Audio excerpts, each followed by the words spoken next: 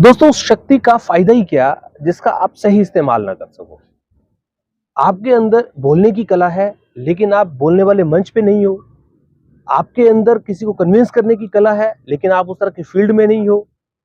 तो फिर आपका होना और ना होना कोई भी मायने नहीं रखता है। इसलिए दोस्तों, अगर आपके पास कुछ भी कला है और जो आपको पता है, कोई भी गुण जो आपको पता है कि मेरे अंदर है, उस गुण को निखारने के लिए काम कीजिए। अगर आप सही जगह पर सही गुण का इस्तेमाल नहीं करोगे तो वो गुण अवगुण बन जाएगा। एग्जाम्पल दूं, एक बहुत अच्छा एग्जाम्पल आपको मैं देना चाहता हूं। आपने गंधारी का नाम जरूर सुना होगा।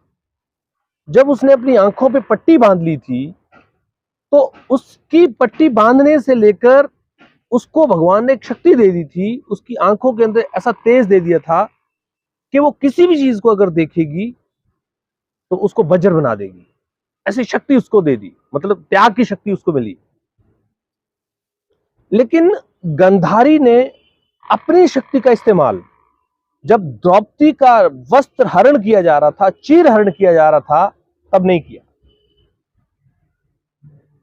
उसने अपनी उस शक्ति का इस्तेमाल अपने बेटे दुर्योधन को, जो अधर्मी था, जो गलत रास्ते पे था, उसको बचाने के लिए किया। लेकिन उसके बावजूद भी उसकी शक्ति काम नहीं की। भगवान कृष्ण ने उसके बेटे को छल के साथ में फिर उसको लंगोट पत्तों का बांधने का एक रास्ता दिखाकर उसको बोला कि आप अपनी मां के सामने नग्न कैसे जाओगे, इसलिए आप पत्तों का लंगोट बनाकर जाओ। और उस शक्ति को उन्होंने शक्तिहीन कर दिया। और गंधारी ने जब अपनी पट्टी उतारी तो देखा कि दुर्योधन लंगोट जो था वो पत्तों का बनाकर उसके सामने खड़ा था, तो वो शक्ति उसकी हीन कर दी। और भीम ने बाद में उसी जगह पर मार मारकर दुर्योधन के प्राण लिए। तो दोस्तों, गंधारी ने तो ये गलती की, उसने अपने पुत्र मोह में अपनी शक्ति का इस्तेमाल किया।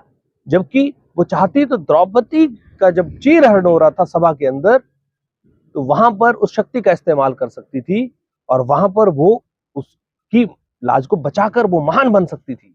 लेकिन वो महान नहीं बनी, बल्कि केवल एक अपराधी मां बन गई। ये फर्क है उस शक्ति का। मैं आपको दूसरा एग्जांपल महाभारत का ही देता हूं। तात श्री यानी भीष्म पितामह के पास शक्ति थी इच्छा मृत्यु का वरदान। लेकिन दोस्तों, वो इच्छा मृत्यु का वरदान होने के साथ साथ वो इतने ताकतवर थे, इतने शक्तिशाली थे, वो अजय अमर थे, उनको कोई हरा नहीं सकता था। लेकिन उन्होंने भी अपनी शक्ति का इस्तेमाल तब नहीं किया जब दुशासन द्रौपदी का चीरहरण कर रहा था। जब सभा के अंदर उस महिला की लाज भंग की जा रही थी, तब वो मौन रहे। और उसके बाद वो हस्तिनापुर को एक वादा दे चुके थे कि दुर्योधन के साथ वो हमेशा खड़े रहेंगे, यानी हस्तिनापुर के साथ हमेशा खड़े रहेंगे। और इतने धार्मिक व्यक्ति, धर्म के पालन करने वाले ज्ञाता व्यक्ति भी अधर्म के वशीभूत हो गए क्योंकि उन्होंने अपनी शक्ति का इस्तेमाल सही जगह नहीं किया। इसका अर्थ क्या कहता है कि यदि आपके अंदर कोई गुण है, उसका सही जगह पर इस्तेमाल कीजिए। अगर आप नहीं करोगे तो वो गुण व्यर्थ हो जाएगा और वो गुण आपके अंदर होना और नहीं होना एक जैसा हो जाएगा। तो आपको अपने गुणों को पहचानने के लिए निरंतर प्रयास करना पड़ेगा। आपका सेल्फ एनालिसिस करना पड़ेगा। आपके अंदर जो इंटेलिजेंस है उसको आइडेंटिफाइड करना पड़ेगा। अगर आप वो करते हैं तो आप भी सफल लोगों की श्रेणी में खड़े हो जाएंगे।